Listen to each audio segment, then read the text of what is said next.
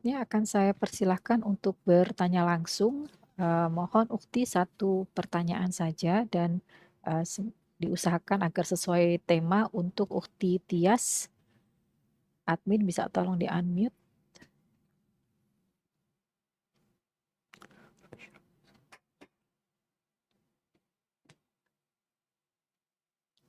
Tafadholi Ukti. Assalamualaikum. Assalamualaikum warahmatullahi wabarakatuh. Waalaikumsalam warahmatullahi wabarakatuh. Barakallahu fiik. Naam, tafadhali.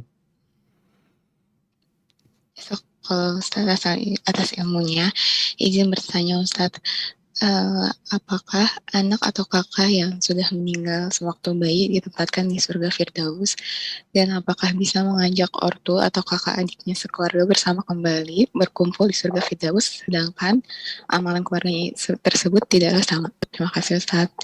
Jazakallahu khair. Barakallahu fiik. Naam, ahibati fillah.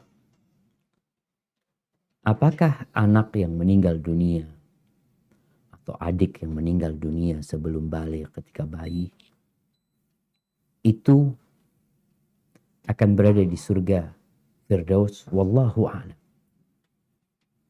Kalau melihat surga Firdaus ini khusus. Adapun mereka akan masuk surga, na'am. Tapi karena memang anak-anak itu tidak beramal ya. Artinya Allah memberikan rahmat kepada mereka sehingga mereka masuk surga.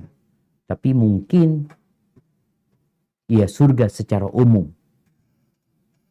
bukan surga Firdaus, karena tidak ada penjelasan dari Nabi SAW selama yang anak baca bahwasanya anak-anak itu berada di surga Firdaus. Dia akan berada di surga, na'am. Dia akan memberikan syafaat umpamanya kepada orang tuanya ya.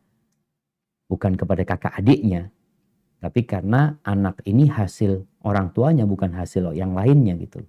Sehingga ketika anak itu disuruh masuk ke surga, pintu surga ada 8, ketika diperkenankan dia masuk surga, anak itu nggak mau masuk surga. Lalu dikatakan, malahum munhabitun, kenapa mereka nggak mau masuk surga? Anak-anak itu ketika ditanya, mereka mengatakan, hatta ya'tiya abauna. Sampai datang orang tua kami. Jadi anak itu memberikan syafaat kepada orang tuanya. Bukan kepada kakak adik. Hatta ya'tiya abauna. Ketika orang tuanya datang, mereka dipersilahkan masuk surga. Masuk surganya kemana? Wallahu alam, sepertinya sesuai dengan amalan orang tuanya nantinya. Karena kalau sudah bicara derajat, Allah mengatakan walikullin darajatun mimma amilu. Derajat itu diberikan sesuai dengan amalannya. Masuk surga secara umum itu dengan rahmat Allah Azza wa Jalla. Masuk surga. Kemudian setelah itu Allah akan berikan derajat sesuai dengan yang diamalkan manusia ini. Jadi mungkin seperti itu. Dan kalau bicara syafaat, ada syafaat dari keluarga. Syafaat dari keluarga bisa jadi dari kakak yang soleh ya. Yang kemudian dia punya adik yang mungkin kurang amalan, tapi sang kakak ini cinta sama adiknya. Dia minta kepada Allah agar bisa berkumpul sama adiknya. Allah perkenankan. Jangan bicara adik, kawannya saja.